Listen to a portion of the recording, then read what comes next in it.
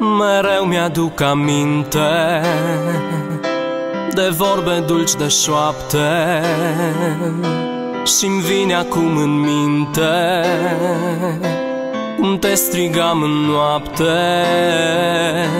De ce-ai plecat? De ce-ai plecat?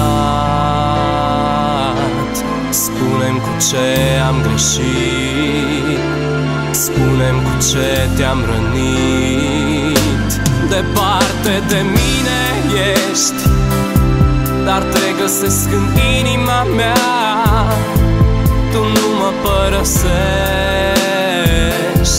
eu nu te pot uita. De ce-ai plecat? De ce-ai plecat? Spune-mi cu ce am greșit, spune-mi cu ce te-am rănit. De ce-ai plecat? De ce-ai plecat?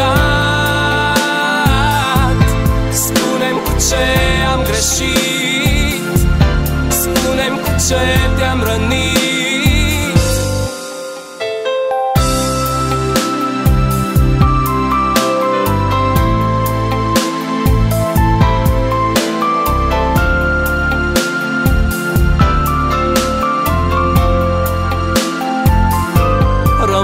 Doar parfumul, se simte adierea, închis îmi este drumul și nu suport tăcerea.